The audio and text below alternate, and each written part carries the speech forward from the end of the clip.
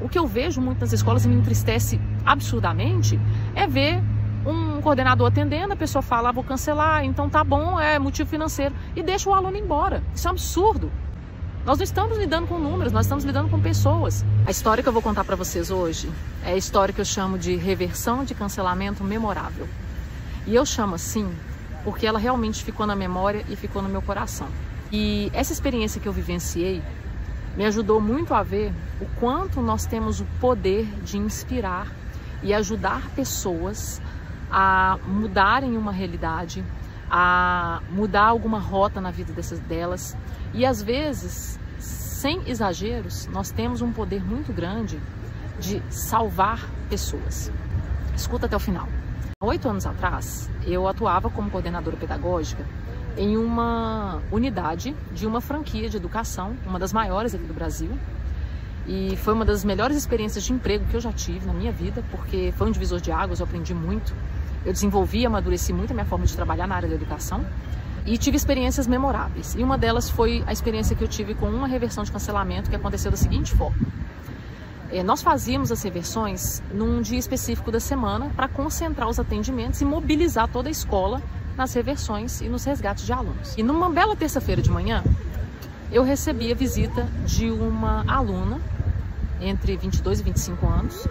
E mesmo que o contrato estivesse no nome dela, a mãe estava lá acompanhando. A mãe foi com ela por algum motivo, né? E acompanhou.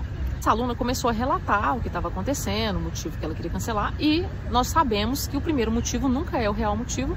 E o motivo financeiro, na maioria das vezes, não é o real motivo. E com a experiência, naturalmente, eu fui fazendo todo aquele processo de reversão que era fazer perguntas e ir aprofundando para entender o que realmente estava acontecendo.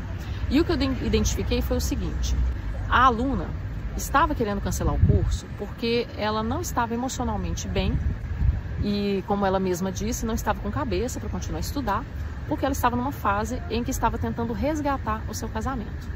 Mas aí, por trás disso ainda tem o fundo do iceberg que eu já vou contar, que é o seguinte: à medida que eu fui fazendo perguntas, e essa hora a gente, como coordenador, precisa ter um feeling de saber até onde a gente vai, o tipo de pergunta que a gente pode fazer, mas também buscar se aprofundar para entender a situação real do aluno. Eu fui fazendo perguntas, a mãe foi ajudando a esclarecer e no fim das contas eu identifiquei que essa aluna estava sendo desestimulada pelo então marido dela a continuar os estudos. E diante de outras informações que ela foi me contando, que eu não vou trazer aqui e não preciso, porque você já deve estar imaginando o que acontecia, eu identifiquei ali que aquela aluna precisava de um forte incentivo para obter sua independência financeira através da profissionalização. E eu não estou sendo hipócrita, gente. Eu estava ali para reverter o cancelamento, para atender também os interesses da escola, ok? Isso é óbvio. A gente quer que o aluno, que o cliente comprou um produto e que ele vá até o final, saia satisfeito e pague até o final. A gente quer isso. Mas eu não posso deixar de considerar o mais importante do que isso, que era o bem-estar da aluna e o motivo pelo qual ela estava ali, que era para buscar a sua independência financeira. E nisso eu fui conversando com ela de uma forma, é o meu estilo de liderança, né? De uma forma mais mãezona, mais amorosa, inspirando, sendo delicada com a situação, porque eu via que ela estava num processo de dor ali. E a mãe ajudou muito, porque a mãe foi interferindo e participando, incentivando. E eu fui muito na abordagem de mostrar para ela que o curso ia trazer liberdade para ela, liberdade financeira para ela tomar a decisão que ela quisesse na vida dela, sem interferir muito na questão do relacionamento, sendo discreta e comedida em relação a isso. E aí a aluna começou a se sentir inspirada de novo, acolhida, incentivada. E ela falou, mas eu ainda tô com um problema das parcelas, tô com parcela atrasada. Eu falei, não tem problema não, a gente vai no financeiro, vamos conversar, vou chamar de Tiago, meu colega, tá? Só para preservar o nome dele aqui, porque ele tem um nome muito diferente, então, só para preservar. Vamos lá no Tiago e o Tiago vai ver a situação para você. E olha o pulo do gato, gente. Nós fazíamos nessa escola uma interação muito grande entre setores no dia de reversão de cancelamento. Não só no dia, mas principalmente no dia. Então, eu fui até... nós tínhamos um esquema em que eu fui até o financeiro, eu entrava primeiro na sala e falava com ele, Tiago, essa aluna de reversão, consegui reverter ele na parte pedagógica e tudo, mas ela precisa de reparcelamento. E ela tá com essa situação. E eu abri o jogo para ele mesmo. Então, e aí o que nós fazíamos? Depois eu chamava a aluna entrava em sala. Essa pessoa, esse rapaz do financeiro, ele tinha uma abordagem mais papo reto, sabe? Ele era como é que usa aquele termo que o pessoal fala? Ele mandava a letra. Só que ele fazia isso de um jeito tão fantástico que ele não desestimulava a pessoa, ele trazia a pessoa para a realidade, mas ele incentivava a pessoa a ficar. Então depois ele me contou que assim que a aluna entrou na sala, ele conversou tete a tete com ela, falou: olha, vem cá, negócio é o seguinte, tô sabendo que você tá passando por isso, isso e isso aí, né, com seu marido. Olha, ó, se a mulher é bonita, e ela era uma menina muito linda, muito meiga, muito amável, muito querida, se é uma menina bonita, você tem notas boas aqui, e ele foi dando a opinião de homem dele para incentivá-la até a independência dela. Ou seja, ele corroborou aquilo que eu tinha falado, ele deu mais um incentivo. Como é que uma aluna dessa se sente numa situação dessa? Acolhida, incentivada, inspirada, empoderada.